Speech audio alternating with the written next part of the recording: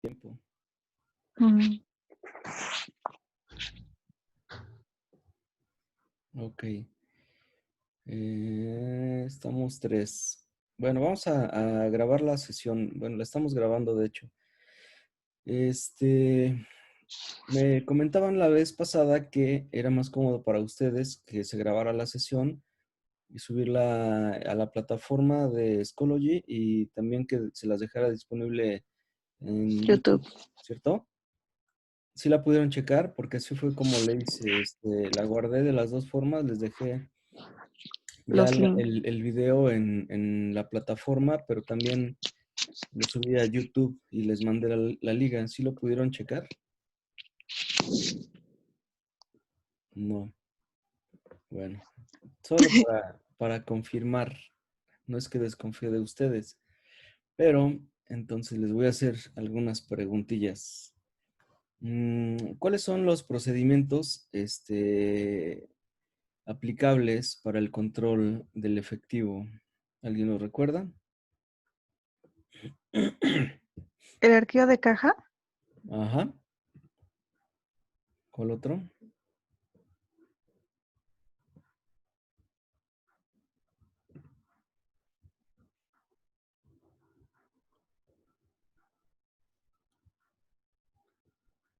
A ver. Lisbeth, ¿cuáles son los procedimientos que recuerda? voy, profe.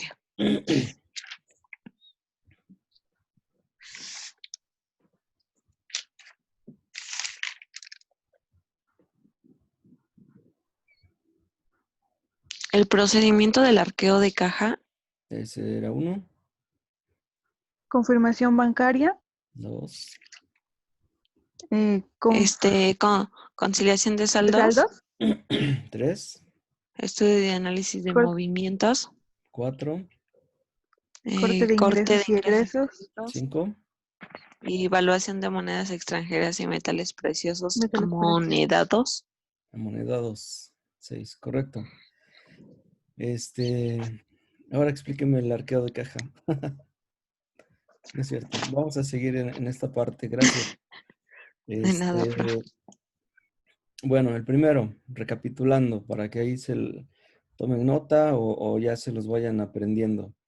El arqueo de caja era el primero, que es el aplicable a la revisión específicamente de caja. Después,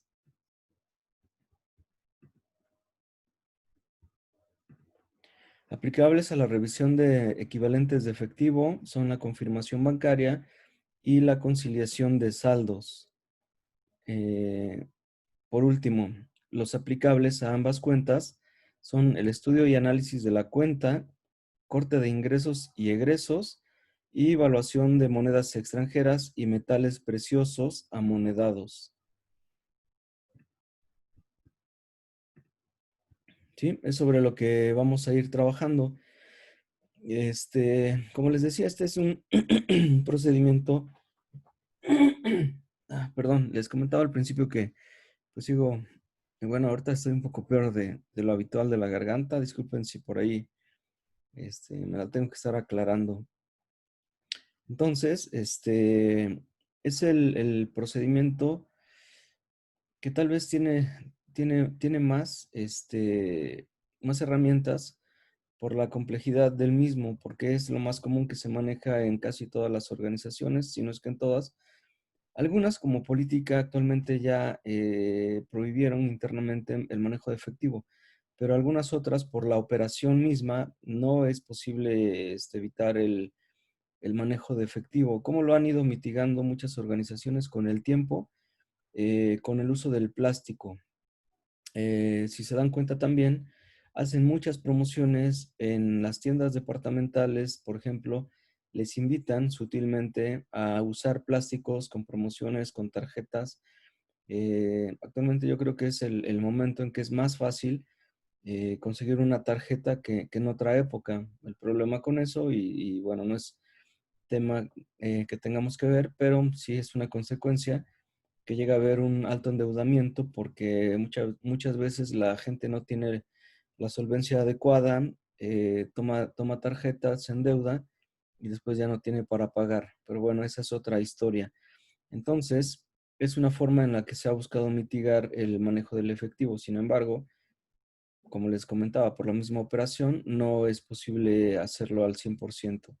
Entonces, conforme va creciendo la organización, es importante implementar más controles que puedan darnos más certeza, certidumbre, confiabilidad, confianza en cuanto al registro y a la operación de la misma. La primera herramienta o procedimiento es el arqueo de caja. ¿Y qué es el arqueo de caja? Es el principal procedimiento aplicable al examen de los efectivos y consiste en efectuar un recuento físico de los mismos.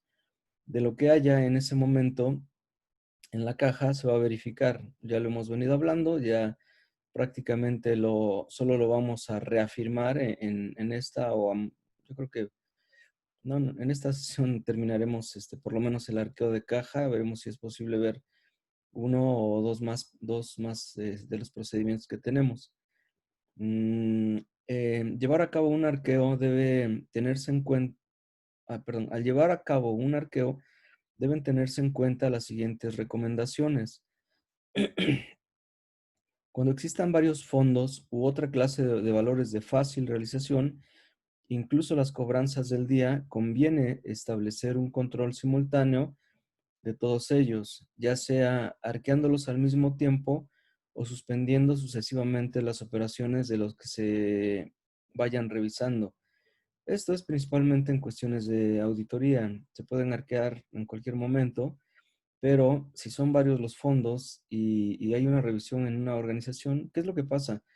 Que si en alguno de los fondos falta algo, especialmente efectivo, pues si se terminó de arquear uno y se va al que sigue y al que sigue y al que sigue, en algún momento de los primeros que ya se revisaron, pueden a lo mejor cubrir algún faltante de otras áreas, y, y entonces se puede caer en alguna situación de que la información no es la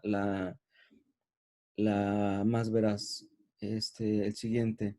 En todos los casos debe solicitarse la presencia de un funcionario que ratifique la actuación del auditor y atienda las aclaraciones o las dudas que surjan durante el arqueo. Aquí también podemos hablar de diferentes tipos de arqueo y también se llega a confundir un arqueo con un corte de caja. Cuando se llega a revisar o hacer un corte de caja a una tienda departamental, por ejemplo, o lo que llegan a hacer en los Oxxos, que hacen cortes parciales, a veces se aprovecha para hacer arqueos y verificar que el efectivo sea el correcto. De otra manera, solo será un corte, se retirará el efectivo excedente, se resguardará en algún lugar, pero ya cuando es una cuestión de auditoría, ya es un arqueo como tal y también deben de respetarse algunas otras situaciones en cuanto al procedimiento, especialmente de que si es una auditoría externa y hay un arqueo en caja, debe haber alguna persona responsable en el lugar para que dé fe y valide lo que se está haciendo, para que no se caiga en algún exceso del auditor o también para que en ese momento se pueda testificar si hay alguna diferencia o alguna anomalía por parte de la persona a la que se está revisando. También cuando llegan a ver este tipo de situaciones, pudiera ser por auditoría interna, cuando se llega a tener la sospecha de alguna situación de riesgo que pudiera haber en el área en donde se lleva el arqueo. Debe conocerse el importe a arquear que muestran los registros para compararlo con lo contado y pedir aclaraciones en el momento del mismo arqueo cuando sean necesarias. Cuando se crea un fondo fijo de caja, desde el inicio se determina, se firma y queda a resguardo el fondo de la persona que lo va a ir manejando. O si son varias personas, todas son responsables del procedimiento, cada una de ellas en el tiempo que tengan que ir operando el fondo. Y cuando se va una, la que sigue tiene que recibir la cantidad exacta que integre al fondo. Al concluir el arqueo debe exigirse la firma al responsable del fondo para que quede constancia plena de que la cantidad contada le fue devuelta a su entera conformidad. Es decir, se cuida lo que hay, lo que debe haber, lo que está en los registros, lo que está resguardado por la persona, pero asimismo la persona que verifica o hace el recuento tampoco puede sustraer nada del fondo mismo, lo tiene que devolver, ya sea en efectivo, en documentos, en comprobantes, en recibos, en notas que se pudiera encontrar dentro de la revisión del arqueo. Por lo general, los fondos incluyen vales, recibos, facturas y otros comprobantes de erogaciones realizadas pendientes de reembolso y que por lo mismo se consideran parte del fondo. Es decir, en algunos casos o en muchos casos, el fondo está compuesto inicialmente por efectivo, pero con la operación misma, a la hora de ir disponiendo de este fondo, al salir alguna cantidad de efectivo, debe haber siempre el comprobante correspondiente.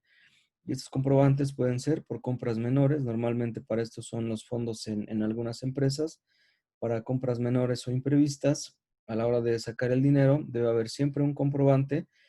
Si, por ejemplo, la persona o la persona que se le da algún, algo de efectivo en ese momento no tiene la factura porque va a ir a hacer alguna compra urgente, se hace un vale de caja provisional y ya cuando la persona regresa con el comprobante correspondiente, ya sea la factura, la nota o lo que sea que tenga establecida la política, se devuelve el vale, se ingresa la factura correspondiente y ya se elimina esa parte de la deuda. Entonces, ya se tendrá toda la documentación correspondiente al fondo, pero siempre debe haber algo que avale el hecho de que salió algo de efectivo, por lo que sea. Les comentaba, si en ese momento no está el comprobante, sí debe haber el comprobante fiscal, me refiero a eso, la factura especialmente. Si no está, entonces, y si salió efectivo, deberá haber una nota, recibos de caja provisionales se les llaman habitualmente, con el que va a amparar la salida de este efectivo.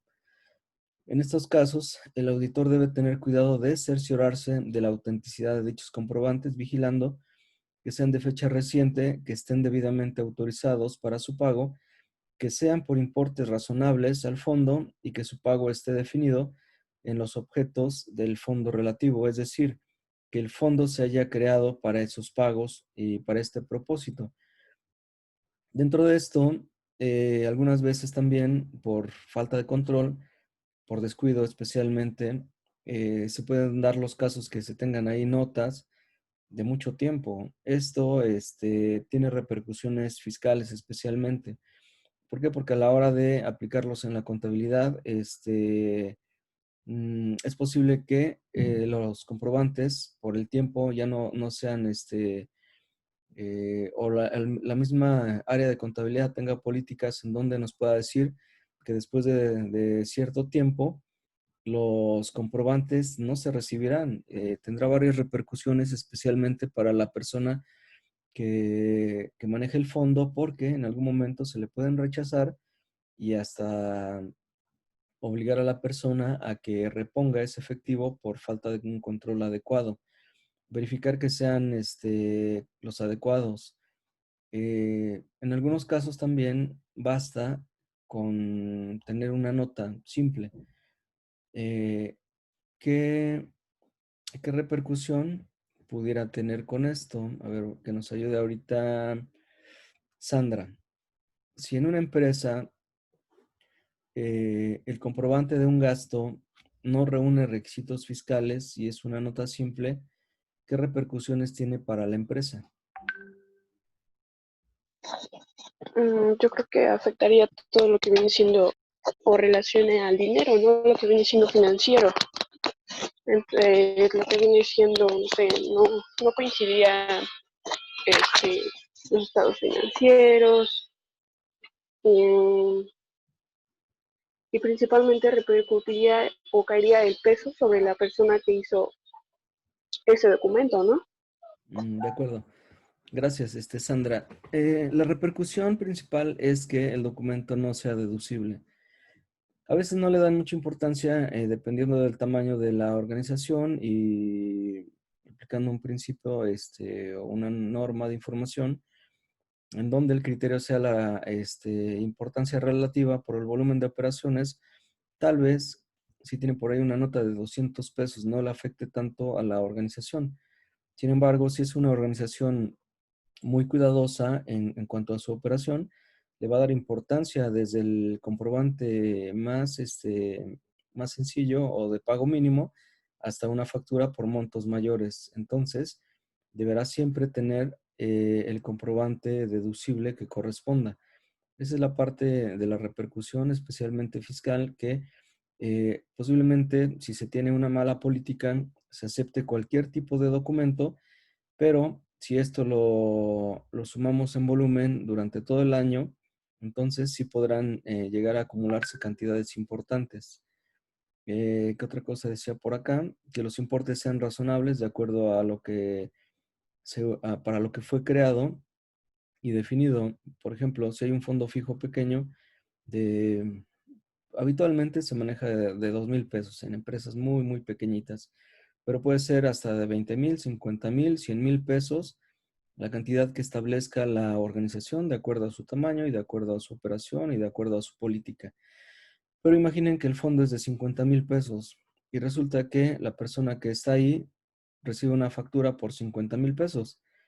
Bueno, si lo permite la política, está bien, pero operativamente ya se imaginarán la repercusión que tiene, se quedaría sin dinero la caja y habitualmente para lo que se crea es para gastos esenciales, gastos a veces imprevistos, pequeños gastos que tal vez no se pudieran llevar a cabo o no se estén programando, presupuestando. Mantenimientos muchas veces pasa, tienen que ir por pintura, alguna refacción, cosas que sean como más urgentes, que no se puedan programar. Pero si se queda el fondo sin dinero, pues puede llegar hasta parar la operación por alguna refacción que no se pueda llegar a conseguir. En estricta teoría, el fondo de efectivo solo debe estar constituido por dinero. Por ello, se debe vigilar que todos estos comprobantes queden debidamente reembolsados al cierre del ejercicio, que se examina. En caso contrario, deberá proponerse el ajuste de auditoría relativo para mostrar como efectivo en caja y bancos solo aquello que sea realmente en efectivo. Bueno, ¿esto qué quiere decir? El fondo deberá tener siempre efectivo. Eso es en la idea. En la práctica no es así. En la práctica es que el fondo se va ocupando, se van acumulando notas, pero lo importante de esto y por qué se menciona, porque se tiene que hacer efectivo lo más rápido posible. Las políticas de muchas empresas son que, evidentemente, la primera es al terminar el fondo, lo repones, haces la comprobación, pides el reembolso, te devuelven el efectivo, entregas tus comprobantes y nuevamente tienes este efectivo. De acuerdo a la operación y a la velocidad con la que se va gastando el dinero, es como se tiene que ir reponiendo este fondo. En la mayoría de los casos se hace de manera semanal. Se acumulan los comprobantes de manera semanal, se hace la reposición, se reintegra el efectivo, se entregan los comprobantes correspondientes a contabilidad y así es como se va manejando la revolvencia. En algunos, la política es cuando llegues al 75% del fondo, pides el reembolso para que nunca te quedes sin efectivo. Eso normalmente lo vigilan las personas que son responsables de este fondo. Ahora, en relación a la operación, al principio, como toda actividad nueva, llega a ser hasta un poco tediosa la operación, engorrosa por toda la política que debe de manejar el procedimiento como tal, o más bien el respeto a la política establecida, pero con el tiempo, ustedes seguramente lo han visto en los centros comerciales, esto llega a hacerse tan cotidiano y tan habitual que lo hacen muy, muy rápido. Seguramente en algún momento, al pasar a una caja en algún centro comercial, les toca esa parte de permítame porque vamos a hacer corte. Entonces, la primera vez, y esto sí bueno, en general, les podría comentar que a la hora de que las personas se enfrentan al manejo del efectivo, llega a ser algo complejo, especialmente si es nuevo, y hasta entran situaciones de inseguridad porque el hecho de tener en tus manos, ser responsable de cierta cantidad de dinero, no todos están acostumbrados, y cuando ya se enfrentan a estas situaciones, al principio es muy complicado. Cuando está una persona nueva en capacitación, se puede tardar para verificar esto muchísimo tiempo, pero ya conforme van siendo más hábiles dominando la actividad, se hace esto muy cotidiano y ya no genera mayor problema.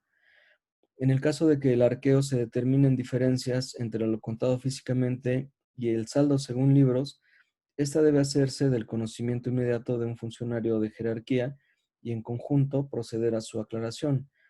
Les comentaba en el punto anterior, a la hora de hacer un arqueo debe estar presente un funcionario de un rango superior, pero ya cuando llegan a haber diferencias, estas se las tienen que notificar a la persona de más alto rango que se encuentre en ese momento.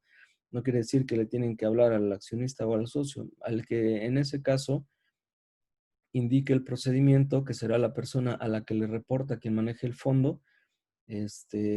Bueno, qué bueno que mencionamos esto para dejar como actividad un procedimiento de caja. También para ver cómo es esto y cómo se lleva a cabo, cómo se forma o formula un procedimiento, en donde nos indica, un procedimiento es un documento, les adelanto, que se maneja en cada una de las organizaciones como parte de las políticas, como parte de la planeación estratégica. Tenemos misión, visión, metas, objetivos, indicadores, y ya de ahí van bajando los documentos. Pasamos por el organigrama, que ya seguramente lo vieron en su práctica, y del organigrama se desprenden los procedimientos. Hay otro formato que se llama la descripción de puesto,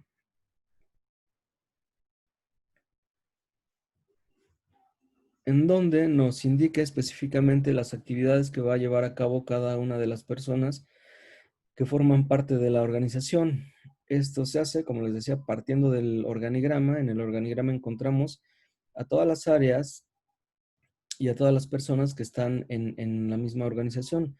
Los procedimientos no se hacen con base en las personas, sino con base en las áreas, departamentos o todo lo que integre a la organización por medio del organigrama, y ya se van asignando actividades para cada una de las áreas que se pueden definir en procedimientos. Se pueden también definir en la descripción del puesto, en donde nos dice específicamente qué va a hacer cada una de las personas, y en la misma descripción lo que la conforma, aparte de los puntos específicos que debe llevar a cabo la persona que tiene ese puesto. También se menciona ahí si a alguien le reporta, si tiene personal a su cargo, y a quién reporta también, es decir, quién es su superior. Y habitualmente a la hora de hacer alguna revisión, es el superior el que debe de estar presente para que pueda dar fe de lo que llega a pasar. Si no es un asunto mayor, solo se aclara, se investiga qué fue lo que pasó, y posiblemente no pase a mayores. Sin embargo, si es una sustracción no autorizada de efectivo, lo más seguro es que tenga consecuencias, que se pueda llegar en ese momento a hacer algún acta administrativa para la persona, que se le exija la reposición inmediata del efectivo, hasta un documento de otro tipo, y bueno, hasta alguna acción penal, dependiendo, como les decía, de las políticas que llegue a tener implementada la misma organización. A ver, finalmente, este es un ejemplo de un arqueo de caja de una empresa. El formato, pues, es en esencia, todos llevan lo mismo, debe llevar siempre el nombre de la empresa, mencionar, igual que en los estados financieros, qué tipo de documento es. En este caso, el arqueo de caja, perdón, la fecha, eso es muy importante. La fecha en la que se esté realizando el arqueo de caja y el saldo, pueden verlo acá, que con el que se aperturó la caja y debe coincidir con lo que tenemos registrado en los libros. El siguiente paso es el desglose, tanto en billetes de, de curso legal o curso corriente, el desglose y la suma, posteriormente también el desglose y la suma de monedas, y lo que complementa habitualmente a los fondos fijos es, como les decía, que no siempre van a tener dinero, sino por la misma operación van a tener otro tipo de documentos. En este ejemplo nos muestra que también se llegan o pueden llegar a recibir cheques. Esta caja puede ser, por ejemplo, no necesariamente la de una tienda departamental. A veces por cuestiones prácticas se pone mucho el ejemplo de ese tipo de negocios. Sin embargo, esta caja es más compleja, puede ser de cualquier tipo de empresa de tamaño mediano hacia arriba. Les pondré el ejemplo de una agencia automotriz. En una agencia automotriz, en el área de caja, está estructurado de esta manera, puede estar estructurado así. Y en una agencia pueden recibir todo tipo de documentos. Por ejemplo, actualmente con la banca electrónica, si ustedes van a hacer alguna operación, alguna de ellas, alguna agencia o las empresas también, llegan a tener este tipo de fondos y de cajas y se dan cuenta, la cantidad es bastante considerable. El efectivo que se maneja es lo mismo, pero por ejemplo ya en el ejemplo de la agencia, si ustedes van y compran un vehículo, ya por ley tampoco pueden andar cargando mucho efectivo. Aún así, llegan a haber pagos en efectivo, por ejemplo, pagos de comisiones de aperturas de crédito, pagos de seguros que se llegan a tener o a revisar, a realizar, perdón, en la caja. Otro gasto muy común son pagos de servicios que cobra la caja en ese momento. Una concesionaria, por ejemplo, tiene diferentes áreas. Tiene el área de vehículos nuevos, de vehículos seminuevos, el área de servicio, y por cada una de ellas se puede llegar a manejar mucho efectivo. ¿Cómo es esto? En el caso de los vehículos, ya sean nuevos o seminuevos, muchas veces para poder iniciar con la operación de compra de algún vehículo, se pide una especie de apartado. Ni siquiera es el enganche, como comúnmente se le llama, sino es el apartado del vehículo en donde dejan cierta cantidad. Les pueden pedir desde 5,000 pesos hasta 25,000 pesos. A cuenta de la operación, se inicia el procedimiento del trámite de la adquisición del vehículo. Ustedes, ya sea si lo van a comprar de contado, pues les apartan la unidad y fijan fecha para que ustedes vayan y paguen el vehículo, o si en ese momento, si su poder adquisitivo se los permite, pueden liquidar el 100% de la operación. Ahora, sí pueden manejar efectivo. Eh, el impedimento en sí es legal porque hasta cierta cantidad se puede manejar en efectivo. Y después de eso, 250,000 pesos, por ejemplo, tendrán que hacer 1,000 aclaraciones de por qué están manejando esa cantidad en efectivo. Habitualmente lo que pasa o se recomienda es que se pague y se pueda hacer en ese momento. La banca electrónica lo permite. Mucha gente ya tiene la banca en su teléfono y puede llegar a hacer operaciones por esas cantidades o más elevadas incluso. Y todo esto lo va acumulando la caja. Independientemente de que vaya al banco, la caja acumulará también los comprobantes por anticipos, por enganche o por pago total de la operación. Y por eso puede llegar a tener montos tan elevados de efectivo al finalizar el día. Por eso es importante este tipo de procedimientos, especialmente en este tipo de empresas que son más grandes o manejan cantidades de efectivo muy elevadas. es importante ir verificando. A veces también no tanto por un mal uso, sino por la adecuada, el adecuado registro de las operaciones. Es un poquito delicado, pero como les decía, al principio se ve algo muy complejo y bueno, tener en sus manos, porque literalmente así es, 1.710.000 pesos, pues a la gente que lo hace por primera vez, sí le espanta o le intimida, pero ya con el tiempo se van familiarizando y en la medida que respeten los procesos y procedimientos y los controles, se hace algo muy cotidiano. Eso sí, siempre aplicar políticas de que si de la caja sale un peso, por lo que sea, por ese peso deben de tener el vale correspondiente de la persona que lo recibe y darle un plazo para que les compruebe esa cantidad, para que no haya situaciones que pudieran ser incómodas o de riesgo o que ponga en riesgo la integridad de la persona que maneja la caja. Finalmente, y también como parte de esta operación, también puede llegar a recibir la misma caja pagos, algún tipo de pago. Puede ser el pago del vehículo en empresas mucho más grandes o empresas que tienen otro tipo de controles, por ejemplo, la industria, o cualquier otra empresa que tenga volumen de operaciones mayores. Se tiene una caja interna en donde se permite también que se hagan pagos a cuenta de clientes, por ejemplo. Incluso a veces en la misma caja se preparan cheques.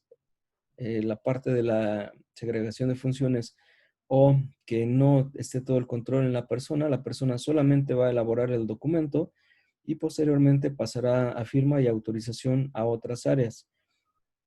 En este caso, el documento nos muestra que se recibieron cheques, se hace el desglose como tal y al final nos tienen que dar un resultado del total del arqueo. Si se dan cuenta, la suma de monedas, la suma de billetes, la suma de documentos nos da 1.705.000 en este caso.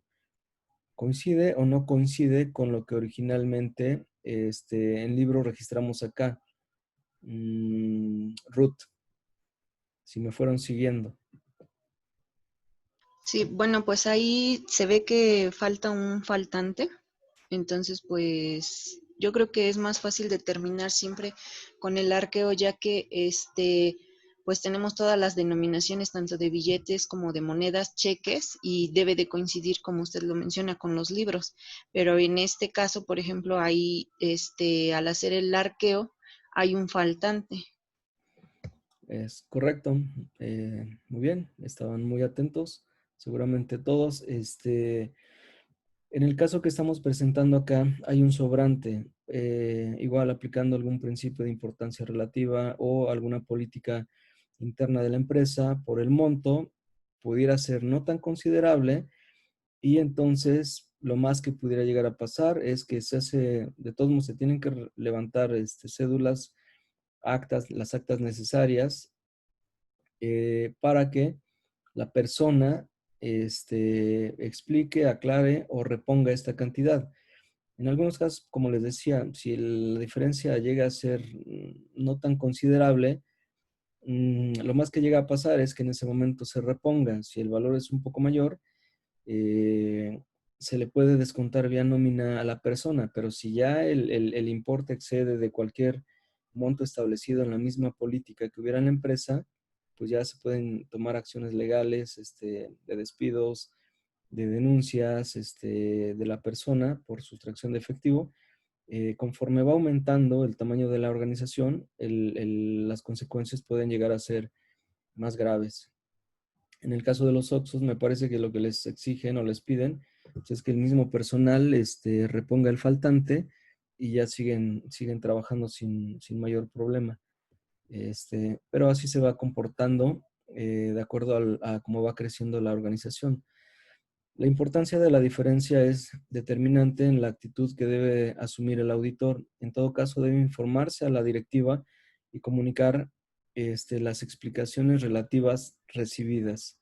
Que a su vez ya hay alguien, como les comentaba, que tenga que atestiguar todo esto de un rango mayor y si el caso es más delicado o la situación lo amerita, se tendrá que notificar a una persona de mayor jerarquía. Bueno, ¿queda claro hasta aquí el procedimiento y la importancia del arqueo? Sí, profe. Sí, Sí, profe. profe. ¿O ya se me durmieron? No. No, aquí seguimos. Ok, gracias. Bueno, les agradezco. El siguiente tema es la confirmación bancaria. Igual ya se nos va a terminar la sesión. Lo bueno es que nos da tiempo para ir terminando cada uno de los procedimientos. Espero que sea de manera muy clara.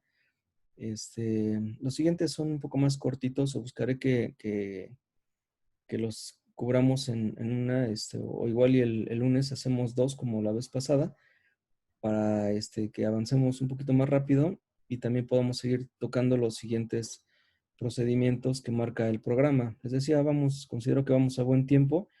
Si ustedes tienen alguna sugerencia o comentario, se los agradecería y se los agradezco, para que esto pueda ser más ágil y pueda quedar más claro, o en caso de que lo consideren también que nos vayamos mucho más rápido, también lo podemos ir haciendo. No hay ningún problema, pero yo considero que a esta velocidad podemos terminar en tiempo y bien, y hasta les podría dar un poquito de más información que también les va a servir. Por el momento, por favor, se les va a quedar como actividad definir el procedimiento y la descripción de puestos. Hacer un ejemplo de cada uno, por favor. Esta va a ser nuestra actividad de esta ¿Cómo, semana. profe? ¿Qué dijo? La tarea para esta semana va a ser definir y poner un ejemplo de un procedimiento. El que ustedes gusten. Bueno, no, vamos a dejarlo procedimiento de caja para que sea más específico. Y descripción de puesto, en este caso aplicaría a responsable de caja para que sea más claro y más específico. Profe, ¿puede repetir, por favor? Muy bien. Tenemos dos actividades. Una de ellas es procedimiento de caja. Es la primera. Ujú. La segunda es una descripción de puesto de el responsable de caja.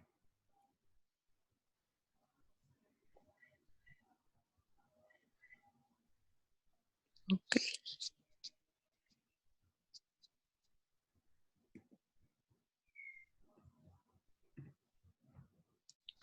Gracias, profe. ¿De acuerdo? Bueno, cuídense mucho. Esto ya está por finalizar. Nos vemos en la siguiente sesión.